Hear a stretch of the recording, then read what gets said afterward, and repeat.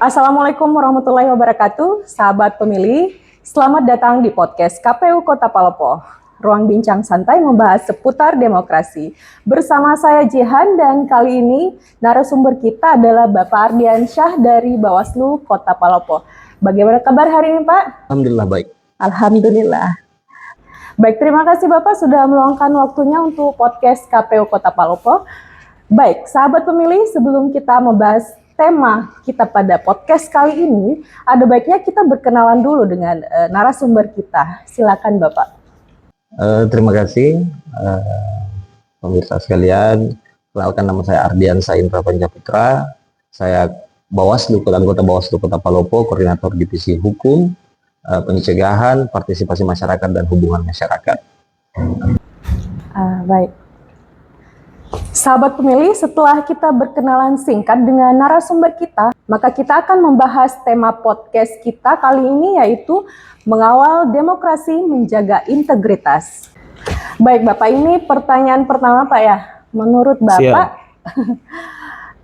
Bapak, makna dari mengawal demokrasi menjaga integritas itu seperti apa Pak?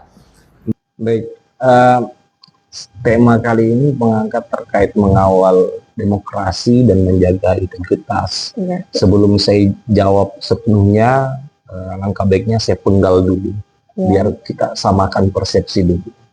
Sebagaimana yang kita ketahui bahwa mengawal demokrasi ini bukan hanya merupakan tanggung jawab bagi penyelenggara pemilu, bahkan merupakan tanggung jawab untuk kita semua.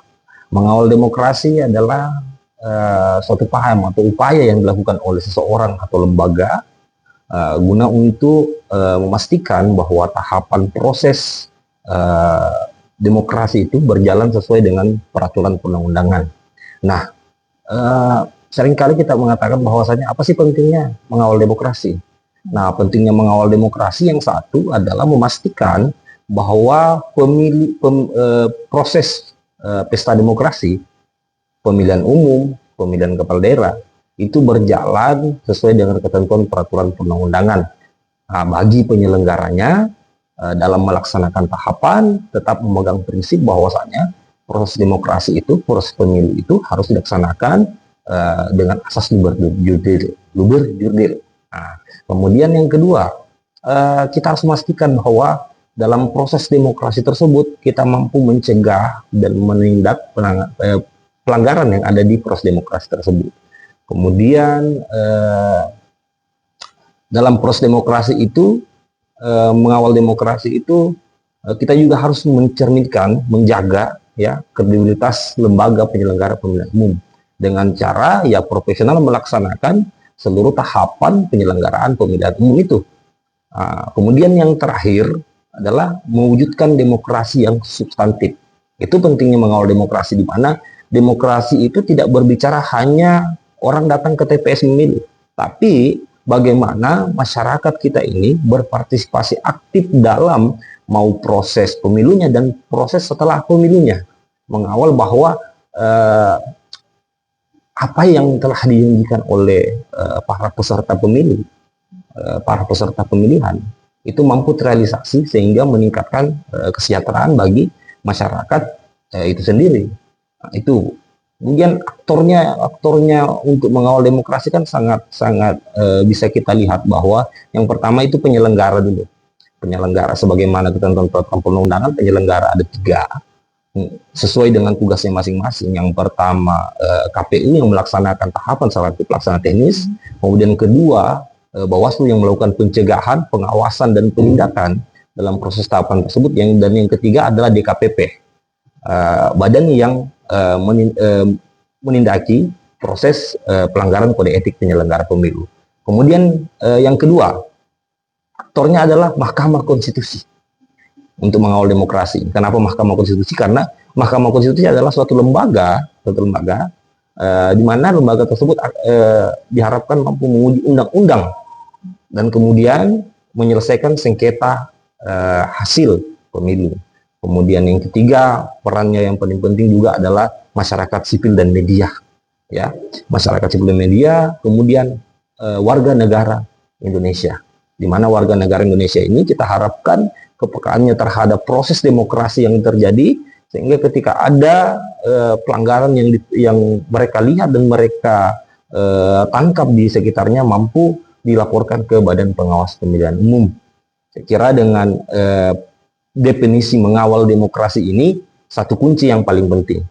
Pengawalan demokrasi akan bisa berjalan dengan baik ketika ditunjang dengan integritas.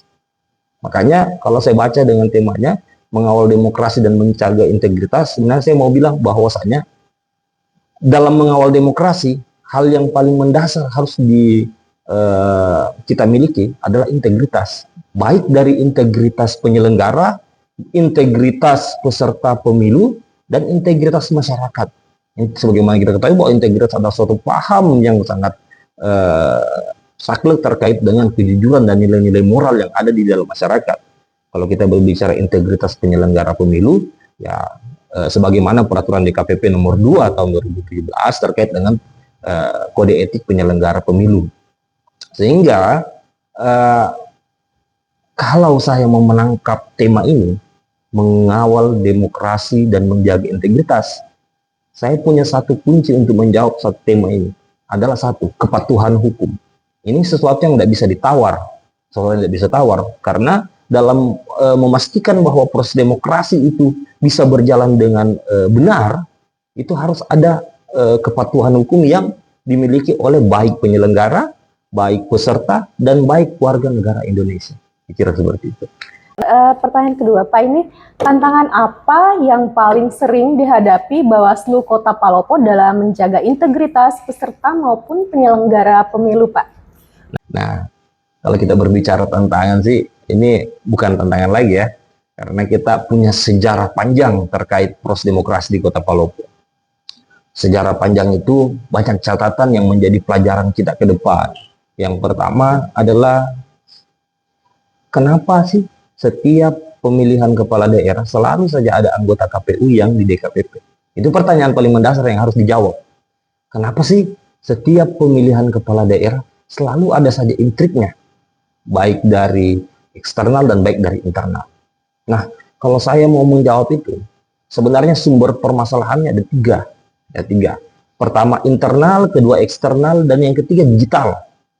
Internalnya di mana? Pertama, tantangan yang kami hadapi yang sangat pelik adalah ketika peserta pemilu itu adalah merupakan tokoh atau tetua-tetua yang ada di wilayahnya, tokoh-tokoh pemuda, tokoh-tokoh masyarakat yang ada di wilayah yang maju dari kontestasi pemilihan. Kemudian tantangannya adalah menjaga integritas pengawas ad hoc kami di bawah. Bagaimana dia tidak terpengaruh dengan terganggu dengan netralitas dia sebagai penyelenggara pemilu, sementara yang berkontestasi adalah orang-orang terdekat, orang-orang yang didengar suaranya dalam lingkungannya. Ya, kemudian yang kedua, keterbatasan sumber daya. Wajib kami sampaikan bahwa bahkan sampai di daftar inventaris masalah yang kami susun itu, saya selalu menyampaikan bahwa tidak semua proses tahapan pemilu dan pemilihan itu mampu diawasi secara melekat oleh Bawaslu. Karena keterbatasan sumber daya manusia. Contoh satu, pemutakhiran data pemilih. Ini yang sering kali disoal pada saat rekap pemutakhiran data pemilih. Nah, sebagaimana kita ketahui kan, kalau KPU kan punya ad hoc yang namanya petugas pemutakhiran data pemilih, Pantarmi. Kami di Bawaslu, kami tidak punya loh ad hoc petugas pengawas pemutakhiran data pemilih, sehingga otomatis yang kami lakukan, yang kami maksimalkan adalah pengawasan Panwascam, pengawasan PKD, dan pengawasan staf-staf sekretariat Panwascam. Sementara yang terjadi adalah petugas pemutakhiran data pemilihnya KPU, biasanya kalau memang DPT-nya banyak dalam satu TPS, biasa tak dua petugas pantarlinya untuk satu TPS. Sementara kami, syukur-syukur itu sudah bisa man to man. Karena sama sekali tidak bisa man to man. Panwascam kami ada tiga. Kemudian PKD kami ada 1. Jadi sudah 4 orang. 4 orang mengawal berapa TPS yang ada di, berapa Pantarlih yang ada di kecamatannya. Itu sangat susah sekali untuk menjangkau itu semua. Nah, sehingga saya mau katakan, sehingga harus ada pembaharuan regulasi, harus ada penambahan SDM di kubu Bawaslu ad hoc-nya. Itu yang selalu saya sampaikan. Kemudian kalau tantangan eksternal bisa saya sampaikan bahwasanya tantangan eksternal kami ini adalah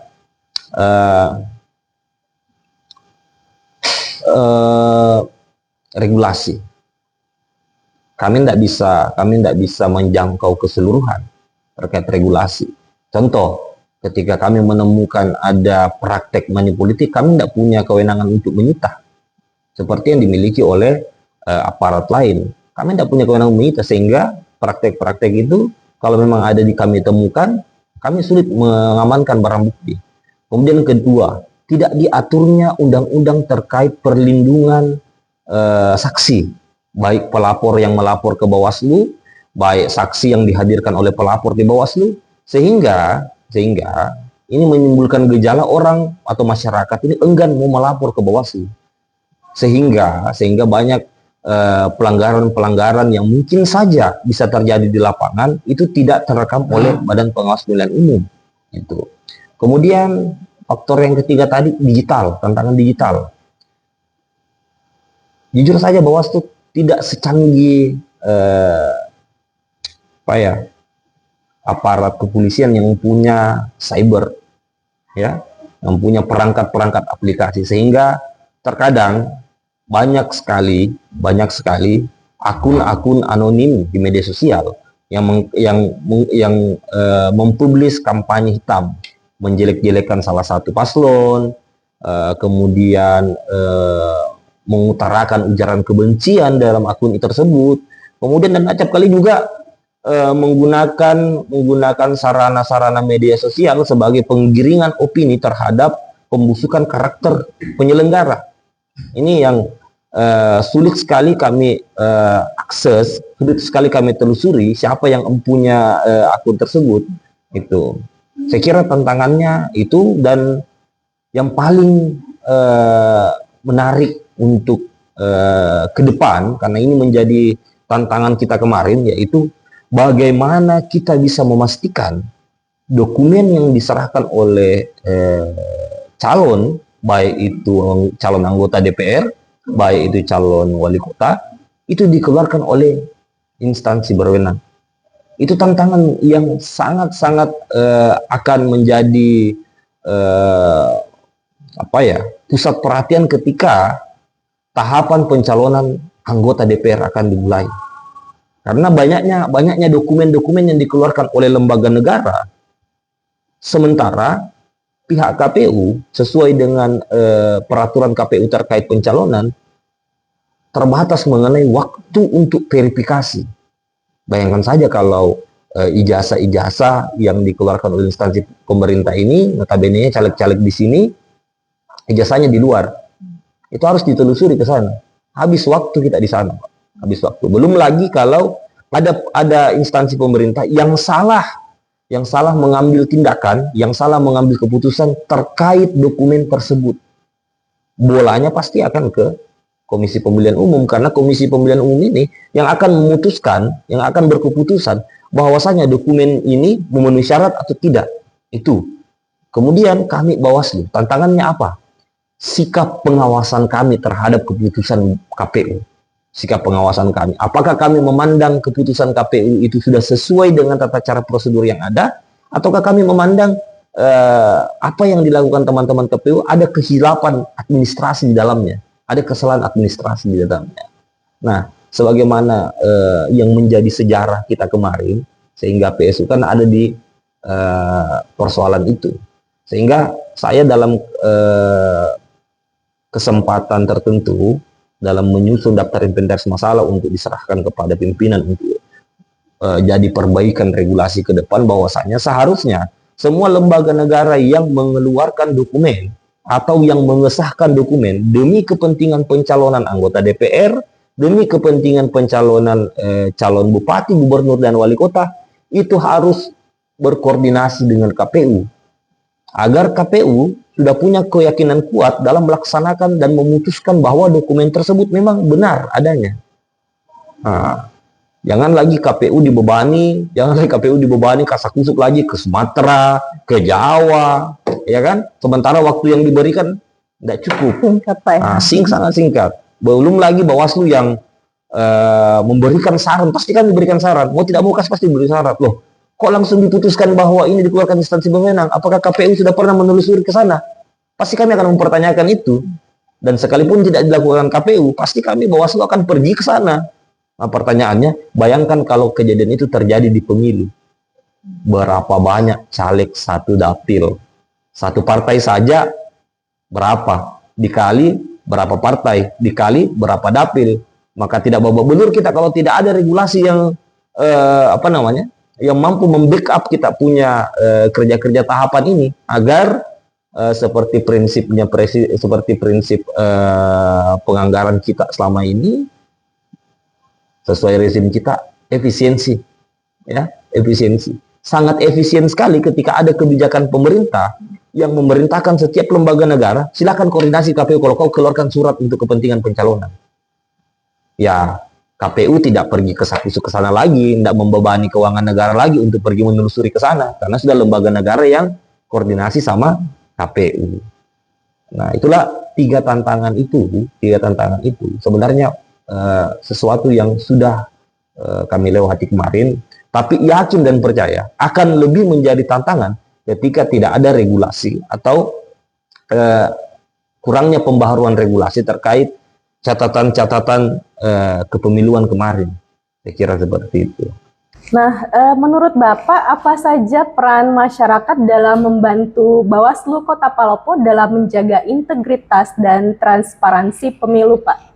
Sebenarnya kalau kita berbicara peran masyarakat ya, sebenarnya peran masyarakat ini lebih besar sebenarnya ketika dia mau berperan.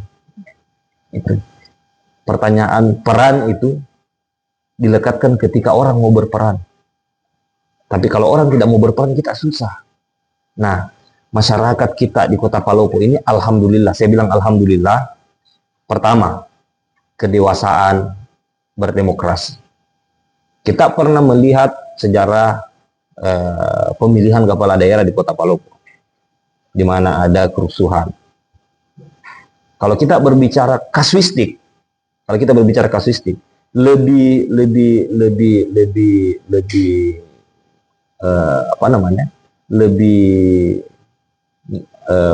banyak pelanggaran mana dulu dengan sekarang? Banyak pelanggaran sekarang loh. Sekarang, Pak? Iya. Tapi itu tidak mampu memecah belah masyarakat Kota Palopo untuk melahirkan kerusuhan. Makanya saya bilang kedewasaan demokrasinya masyarakat Kota Palopo ini sudah meningkat, sudah luar biasa. 2 kali kita mengalami proses pemilihan umum, ya, pemilihan kepala daerah, wali kota, hampir tidak ada kita temukan ada kerusuhan. Hampir tidak ada kita temukan ada suatu tindak pidana kriminal yang terjadi karena proses pemilihan kepala daerah. Perannya masyarakat sangat luar biasa. Kalau dari kami menerima informasi dari masyarakat bukan hanya berupa laporan. Perlu diketahui sama masyarakat pada umumnya bahwasanya informasi yang disampaikan masyarakat itu bukan serta-merta harus melapor ke Bawaslu.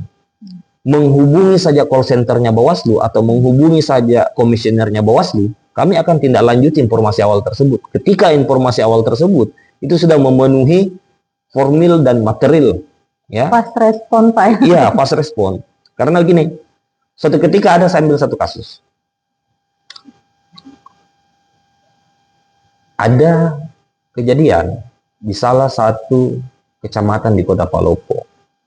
Ada video yang dikirimkan ke Bawaslu.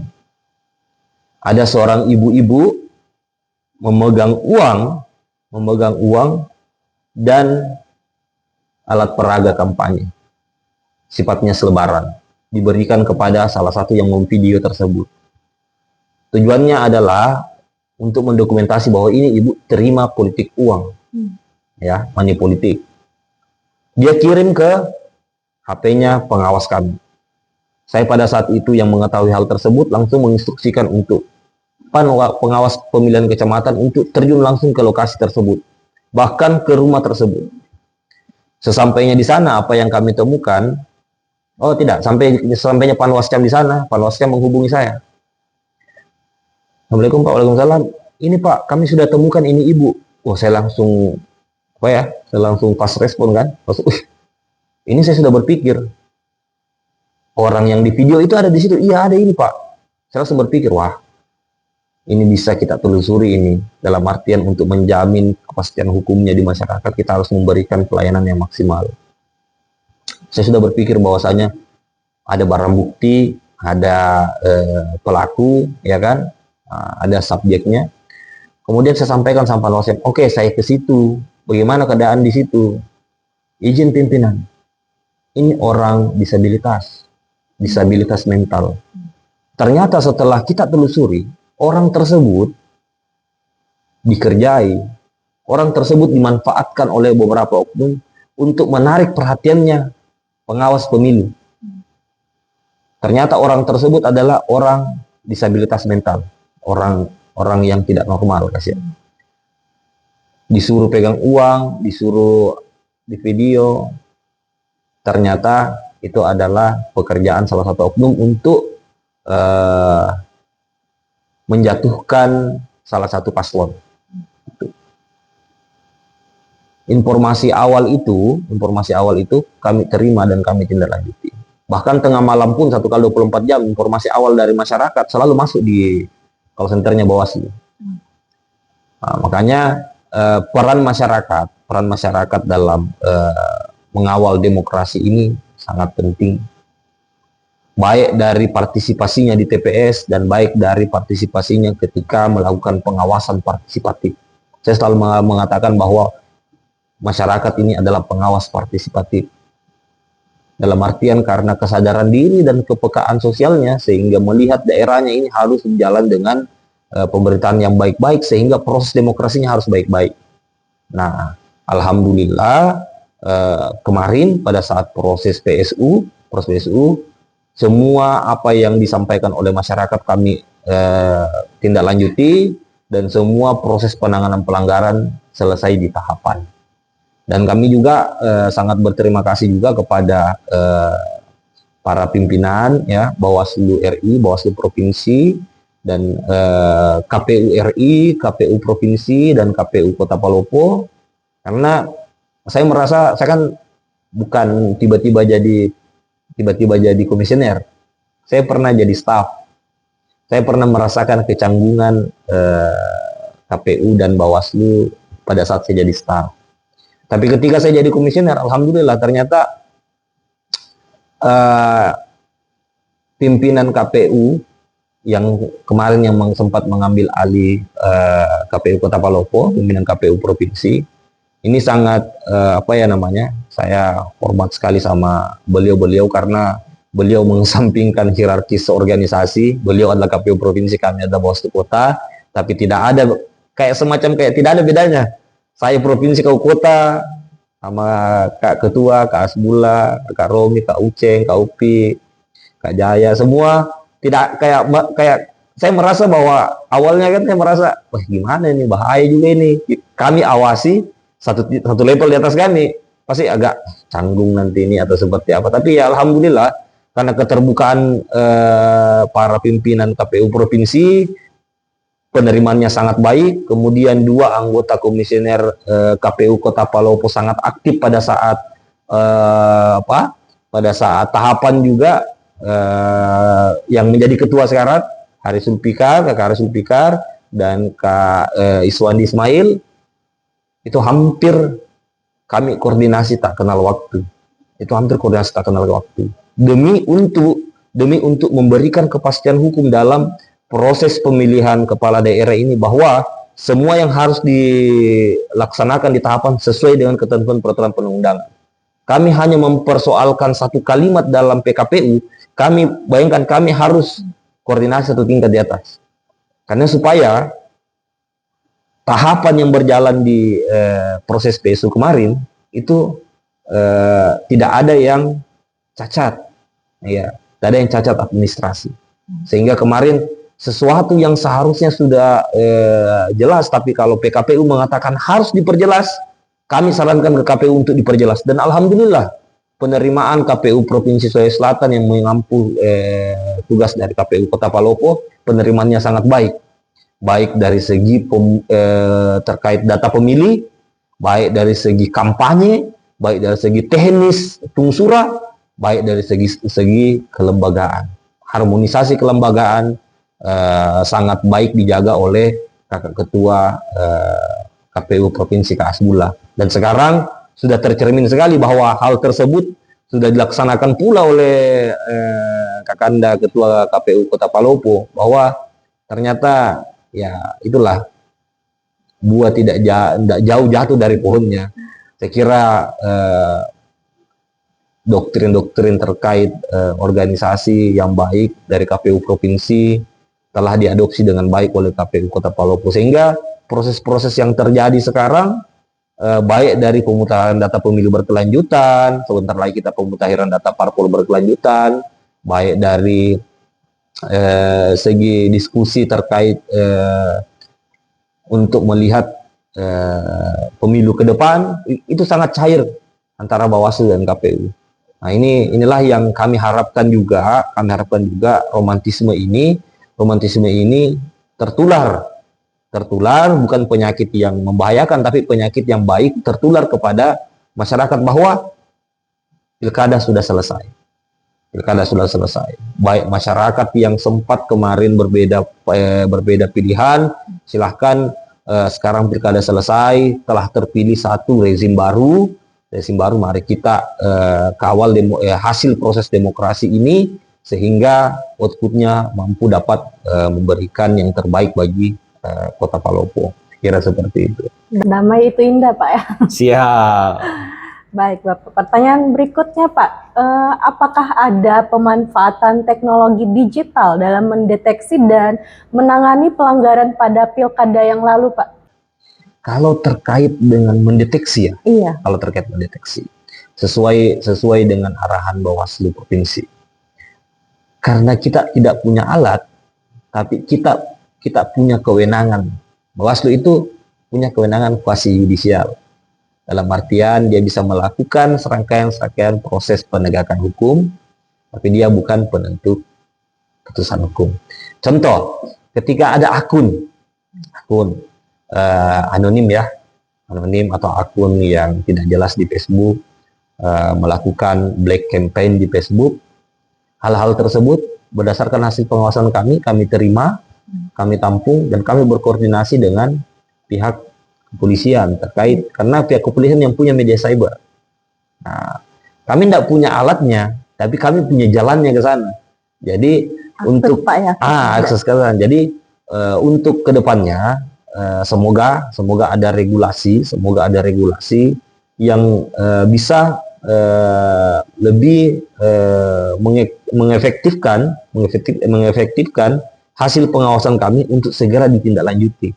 Itu kan kemarin kami sekedar koordinasi, kami sekedar bersurat itu. Tapi semoga saja karena pihak kepolisian dan kejaksaan ini adalah mitra kami di Sentra Gakumdu, semoga saja ada regulasi-regulasi ke depan yang mengatur terkait pelanggaran pemilu, hoax atau black campaign di media sosial. Nah, hampir sampai sekarang masih bersifat umum di ketentuan peraturan perundang-undangan. Kira seperti itu. Tapi kalau untuk menangani penanganan pelanggaran, ada dua aplikasi yang kami gunakan. Pertama ada JDIH, jaringan dokumentasi informasi hukum. Itu bisa diakses oleh pengawas ad hoc kami. Pengawas ad hoc kami saking terfasilitasi oleh aplikasi tersebut, sehingga dalam menyusun kajian hukum, itu dipermudah dia di situ.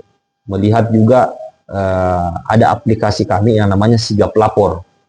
Sigap Lapor ini aplikasi penerimaan laporan dan pendokumentasian, inventarisir dokumen-dokumen penanganan pelanggaran tersave di situ. Jadi teman-teman Panwascam mampu melihat di situ kasus-kasus apa yang kemarin yang mirip dengan kejadian hari ini. Sehingga dalam penyusunan dokumen hukumnya itu agak mudah karena penggunaan pasal dan metode-metode kajian hukumnya masih sama dengan yang kemarin. Itu ada dua kami, JDIH dengan sigap lapor, kira itu. Baik, Bapak. Nah, ini apakah Bawaslu Kota Palopo memiliki inovasi baru, Pak, dalam meningkatkan partisipasi masyarakat dalam pengawasan pemilu? Sebelum saya jawab pertanyaan ini, inovasi yang dilakukan oleh Badan Pengawas Pemilihan Umum Republik Indonesia untuk sekarang itu sementara berlangsung namanya PDP, Pendidikan Pengawas Partisipatif Daring. Di Kota Palopo ini kami sudah merekrut 40 orang peserta yang kami bimbing dan kami berikan materi untuk menjadi cikal bakal pengawas partisipatif ke depan. Nah, program ini adalah program yang dikerjasamakan oleh Bawaslu RI dengan Bawaslu seluruh Indonesia, kabupaten kota. Kalau spesifik terkait Bawaslu Kota Palopo, inovasi terkait untuk pengawasan, itu yang pertama kami lakukan dan sudah kami lakukan adalah memanfaatkan kerjasama dengan beberapa organisasi. Contohnya kami kemarin kami sempat bawa materi di kegiatan pramuka di SMA 5. Di situ kami memberikan pendidikan politik bagi pemilih pemula. Karena penting pemilih pemula untuk ditingkatkan partisipasinya dan ditingkatkan pengetahuannya terkait demokrasi, karena mereka sudah punya hak ketika dia sudah sampai 17 tahun. Hak memilih, Pak, hak memilih. Nah, bagaimana kalau memang sekolah-sekolah ataukah siswa-siswa ini sudah sampai 17 tahun tapi tidak tahu dia memilih ini untuk apa? Dan orang-orang yang dipilih ini harusnya seperti apa? Nah, makanya kami turun ke organisasi tersebut untuk memberikan edukasi terkait pendidikan politik. Itu di Pramuka. Kemudian kami sudah membina kerjasama di MOU kami bersama cabang dinas wilayah Kota Palopo untuk skop SMA dan SMK. Nah, insya Allah sementara kami rancang untuk kegiatan mengajar di sekolah. Jadi Bawaslu tidak dalam artian hanya tinggal, tapi mampu terjun langsung ke sekolah untuk mengedukasi pemilih pemula. Insya Allah kegiatan tersebut akan terlaksana di Desember, insya Allah. Oh, Desember ini, Pak, ya? Iya, insya Allah. Kemudian inovasi yang berikutnya adalah yang kami ingin koordinasikan kembali sama Bawaslu Provinsi dan Bawaslu RI terkait pemanfaatan spot-spot wisata yang ada di Kota Palopo ini. Karena kan spot-spot wisata yang ada di Kota Palopo ini sebenarnya banyak, cuma belum terpublikasi dengan baik, sehingga hal tersebut akan menjadi satu tarikan baik untuk masyarakat ketika seluruh kegiatan sosialisasi dilaksanakan di situ. Saya kira kegiatan-kegiatan selanjutnya yang di luar dari apa yang kami rencanakan, kami akan mengikuti apa perkembangan inovasi dari Bawaslu RI. Kira seperti itu. Begitu, Pak, ya. Baik, Pak, ini pertanyaan penutup, Pak, ya. Ya. Apa pesan Bawaslu Kota Palopo, Pak, untuk masyarakat agar tetap aktif mengawal demokrasi bersama-sama? Sebenarnya kalau pesan Badan Pengawas Pemilihan Umum, ya, sebagaimana slogan Badan Pengawas Pemilu adalah bersama rakyat awasi pemilu, bersama Bawaslu tegakkan keadilan pemilu. Maknanya kami mengajak semua elemen masyarakat untuk aktif dalam kegiatan-kegiatan partisipasi di proses-proses demokrasi yang berlangsung di Kota Palopo. Namun harus menjadi catatan bahwa apa yang terjadi kemarin baik di pilkada ini adalah catatan besar bagi masyarakat Kota Palopo untuk lebih peka terhadap proses demokrasi, karena proses demokrasi hari ini akan melahirkan pemerintahan yang akan menjabat 5 tahun ke depan. Sehingga proses-proses yang terjadi di tahapan harus berjalan sesuai ketentuan peraturan perundang-undangan, dan kami sangat butuhkan kontribusi dari masyarakat, baik ide, baik pemikiran, dan baik apa yang dilihat oleh masyarakat di lapangan ketika proses demokrasi itu sangat kami butuhkan guna untuk menunjang bahwasanya proses demokrasi yang terjadi di Kota Palopo ini sudah benar sesuai dengan ketentuan peraturan perundang-undangan, sebagaimana pandangan kami terhadap sebuah proses pemilu. Ya, saya pribadi sebagai seorang anggota Bawaslu Kota Palopo, seorang penyelenggara pemilu, saya memandang pemilu itu bukan siapa menang siapa kalah, tapi saya memandang proses pemilu itu yang mana yang benar, yang mana yang salah. Kita tidak berbicara penyelenggara pemilu itu berada di tengah, tegak lurus dia terhadap netralitas yang ada. Jadi dia tidak berbicara mengenai siapa yang menang dan siapa yang kalah, tapi penyelenggara pemilu itu berbicara mengenai yang mana yang benar, yang mana yang salah. Nah, sehingga ketika beberapa kali teman-teman bertanya sama saya, siapa menang? Siapa menang menurut tak? Seorang penyelenggara pemilu langsung menjawab, guna untuk menjaga marwah lembaga di masyarakat, kami harus menjawab bahwasanya proses tahapan yang berlangsung sudah berjalan sesuai dengan ketentuan peraturan perundang-undangan. Sama halnya kemarin, kita ini pada saat proses PSU kemarin, kita banyak sekali terjadi problematika terkait tahapan. Banyak sekali problematika terkait tahapan. Kita dianggap sama masyarakat, kalau kami Bawaslu dianggap sama masyarakat, ya Bawaslu tidak tegas memberikan rekomendasi, ya kan? Tidak tegas memberikan rekomendasi. Kemudian KPU menindaklanjuti rekomendasi dianggap memberikan kesempatan, ya kan? Memberikan kesempatan. Padahal perlu kita ketahui bahwa batasan kewenangan dan tugasnya penyelenggara pemilu sudah diatur di ketentuan peraturan perundang-undangan. Bahwasanya apa yang kami lakukan sebagai badan pengawas pemilu, setelah melakukan rekomendasi itu, kami mengevaluasi kembali, kami mengawasi kembali tindak lanjut yang dilakukan oleh KPU. Dan ketika KPU melakukan tindak lanjut rekomendasi, kami memberikan sikap pengawasan kami di situ.